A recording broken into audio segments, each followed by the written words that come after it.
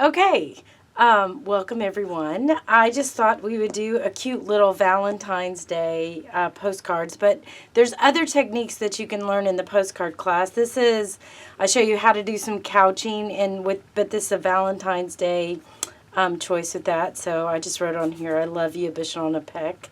My dad used to say that a lot. So, and I think there was a song like that. Anyway. And then another technique that's in the class is how to do this crazy quilt.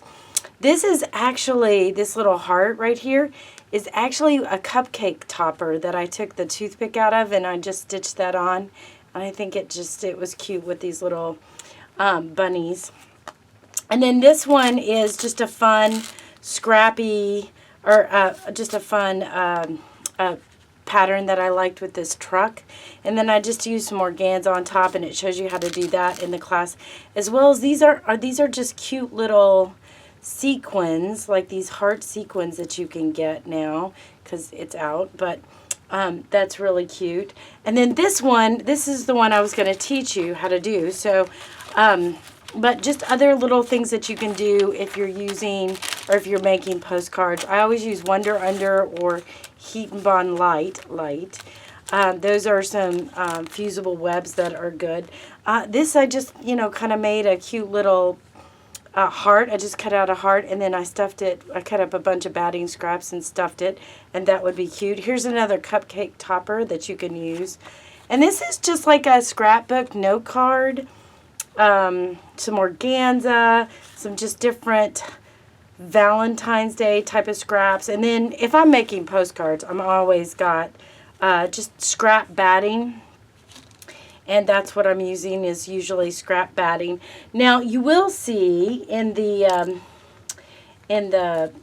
preview of the class, you will see me show you how to make a postcard back. I actually got smart. You can use any kind of comic book backer board. You can write on it. That's another video. Check that out. But I also got smart, and I actually printed myself some postcard backs just by using a print service. So I just printed a bunch of postcard backs. So those are the ones that I use now. So they're a little bit bigger. These are 5x7, so I like that. But let's make this. This is super easy to make. I'm just going to teach you how to make this cute little heart. So in order to make this heart, you're going to need some background fabric and some red fabric. And so you are going to cut, and I do have directions that you can download, so be sure and check those out. But you're going to cut 4 of the red and 4 of the background that you're going to use, and that's going to be 2-inch squares. So you'll need 4 red and 4 background 2-inch squares, and then you'll need 2 1.5-inch squares and 2 1.5-inch squares. So you need 2 red and 2 background squares. So the first thing that you're going to do is you're going to take the 2-inch background, and you're going to put it face to face with your red square. And then what you're going to do is you're going to draw a line down the center. Now this actually is what they call a magic quilter's wand. And what happens with this wand is it has got a little line that is in the center, and it's a 1/4 inch on each side of that line.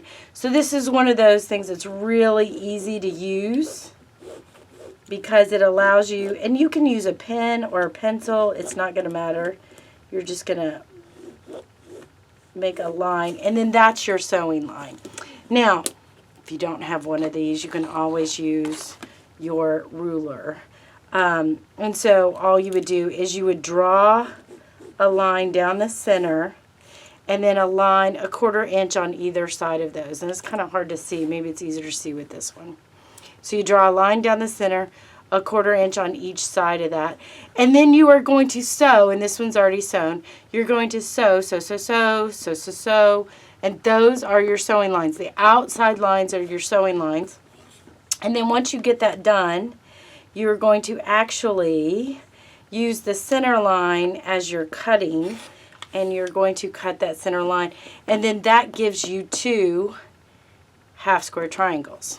So you're going to open these up, and those are cute little half square triangles. Now, quick lesson on pressing. Let me move this really quick.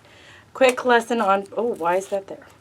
A quick lesson on pressing. So when you press, you are going to set that seam. So you notice I just hit it with a hot iron. This is a hot iron.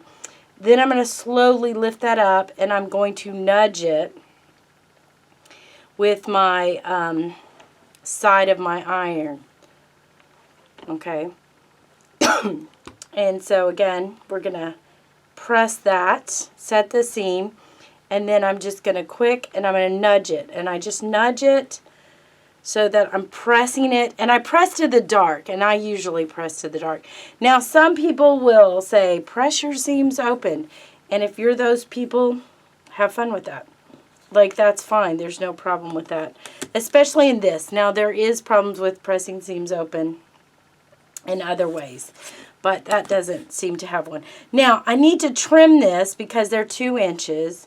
I need to trim it down to 1.5. So, the way you want to do that is you want to put your corner of your ruler on, and you always trim by the ruler. You don't trim by the mat. You trim by the ruler.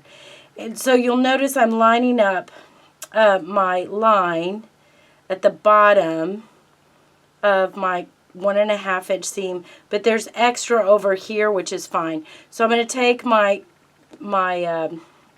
rotary cutter, and I'm going to go up and over so that I know that that corner is really a 90-degree angle. Right? Now, make sure your fingers are out of the way over here. So that's going to give me that cute little 90-degree angle. Then I turn it 90 degrees, and I'm using that 90-degree angle that I know is perfect to line up to trim the other side, so that I know I have a good solid 1.5 inch half square triangle. So I'm going to do the same, and I would do this for all 4. So you're going to make 4 of those.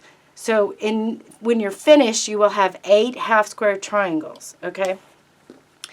So there's another way to do this with another tool, and the tool is called the Block Lock. And this is just a really nice tool in that you can see there's a groove right here. And what you would do is you just line that up where it fits right over your seam. And people who use this absolutely love it. And there's my 1.5 inch by 1.5 inch. And again, I would just trim. Okay, now the reason they love this tool is because then you just slide it, and you notice that the seam stays in that groove, so it keeps it proportionately exactly where I need it in order to trim the other corner. So it's not me lifting it and having to realign it. It's staying exactly where that seam is. So that's I didn't hit that very well. So that's another tool that you can use. And I like this tool. I use it, especially when I'm doing a ton of half square triangles. I think it's easy to slide it back and forth. Now, all right, so for me, the next thing I want to do is I want to lay out, and I've already got a bunch of half square triangles I prepped, so, but I'm trying to lay it out to where it's going to look like this heart. So the first thing I'm going to do is I'm going to have my 2 pieces. I already start in the center. So I'm making those look like that, right? And then I'm doing this kind of top row. So I'm pointing down. See how I'm lining this up? So that's that first row. And then this row, I'm going to have a heart, or I'm going to have a half square triangle go up. Then this is where my 2 little half squares, 1.5 inch squares are going to go in place, right? Then I'm going to have this go here, right? And then I'm going to have this go here, and that makes my end of my point.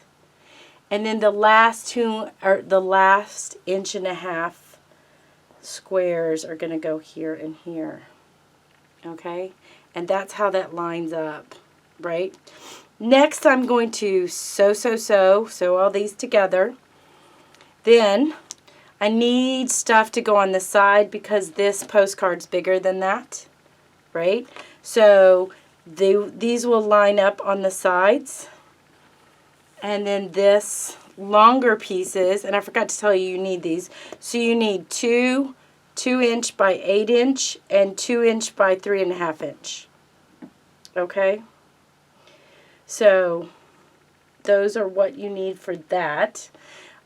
So what I'm going to do now is I'm going to take these and I'm going to sew this all together, right?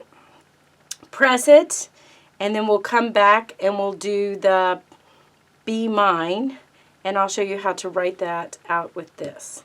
So that's the next step. And then the finishing instructions, well, I'll show you that too. Okay, so we'll be right back. Okay, we're back. So what I did was I sewed together the triangles and the 1.5-inch little squares, and so made the heart, and then I sewed the two sides on, and then I sewed the top and bottom. So the next thing you have to do to finish it is we're going to get our batting and postcard backing out, set it aside for a second, but what we want to do is, you know, on this one I just took a marker and said Be Mine. Now I will tell you there's a bunch of different markers on the market that you can use. This one is actually a Faber-Castell Pitt Artist Pen, and the reason I like this is it's India ink, and India ink has been used to write on fabric since the 1700s, so it will last. And I like that about it. I also like that it's a brush tip. That's easier to see, I guess, right there. A brush tip, I like that about it as well. And it comes in tons of different colors. You'll notice I've got a red one, I've got a black one. Now, this is just a style of writing that I learned when I was in college. And essentially all you're doing to make this is you are using a print. You know, you're just printing. And to make this style of writing, all you're doing is adding the dots. So I'm doing a B. And then to make it special, then I'm just making these little dots in the corner. And then just an E, and then I add dots different places on it. And so it just kind of kicks it up a notch of just make it look like more of a font. And notice I'm just adding the little circles. Right, so this is kind of I don't have to print well, I don't have to, so I'm just dressing it up a little with polka dots, and that's all I'm doing. So I'm going to write Be Mine, and so I'm going to start with my dot down here, and I'm not going to pay attention very much to, I don't know that this plaid background, it makes it look a little weird, doesn't it? So just making these little dots, and then I'm just printing. And I will tell you, some people get really freaked out about, notice that was over a bunch of seams, but it'll work out. Some people really get freaked out about using their own handwriting, but I will say that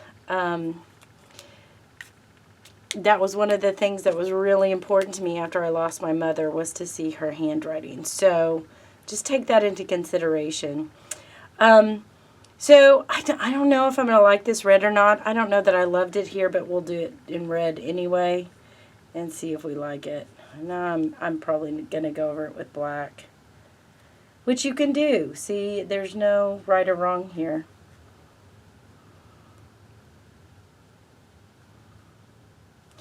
So that didn't stand up enough to me, so we'll just go over the middle of it. And it'll look like you did it on purpose. Give it more interest. Alright, so there you go, Be Mine. And you can do, draw other hearts or whatever on it. But it's a cute little way. You can always add more, written stuff on your fabric with those kind of markers. The other marker that's harder to find is a Pentel gel pen for fabric. And that one's a little more difficult to find. It used to be really easy to find, but now not so much. Okay, so I'm finished. Like, this is all I'm going to do for it right now. So the next thing I have to do is I kind of have to attach these two things to it. And this is a new product I just found that I'm really liking. You can use 505 spray, which is an adhesive spray that people use for batting and stuff. But I have found this Elmer's Purple Disappearing Adhesive Spray. It's like the Elmer stick, only it's a spray bottle. So I find that that's kind of, it just gives me enough. And it's not hugely messy. And because it's, you know, quick drying or whatever. So I'm just going to lightly spray the back of it. And it's just not as messy as that 505 is. So I tend to like this a lot. And what I'm going to do is I'm just going to center, you know, this on there and push it down. Give it a little time to stick, you know, because it is wet. Okay. Right. So get them all stuck together. And I think if you add some heat to it, that's going to make it dry a little bit faster. So, and you can always heat the other side too, but you want it kind of sticking to it, right? Okay. Ooh. Smeared it a little because it's still wet. All right, so now what you're going to do is because you've got it set, is you are going to trim. You're going to turn it over, right? There's my back. Turn it over, and what I'm going to do is I'm going to trim to the postcard. I'm not going to trim from the front side. I'm going to trim from the back side. And then I'm just going to take my ruler, and I'm going to use my rotary cutter to trim to the postcard. And I like that. That it gives me just the clean edge that I need. Right?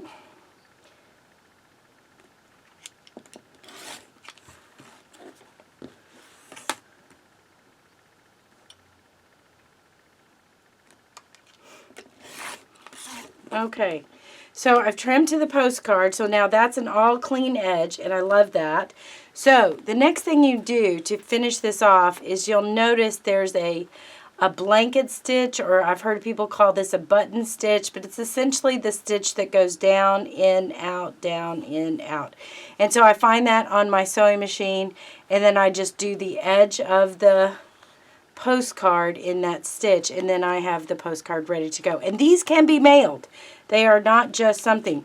Now, if I have an older machine or a machine that does not have that stitch, you can always use a zigzag. So just set your zigzag and you can do that. So that is a quick, easy Valentine postcard that you can make just a ton of these really quick and send them out to all your friends. Now, there's a download with all the instructions, so be sure and get that. And if you want to know more techniques, like how to apply organza and get stuff to be underneath there, or how to do a crazy quilt one, you know, that's a really good, cute technique, or how to do some couching. And I do have one that's got, this is chalkboard fabric, so you can do that too. But there's lots more techniques. Weaving, like this is showing you how to weave, which is like 2 different fabrics. So there's lots more techniques in the class. Be sure if you're interested, sign up for that. But if not, happy Valentine's Day, and show all the people that you love them by giving them a postcard.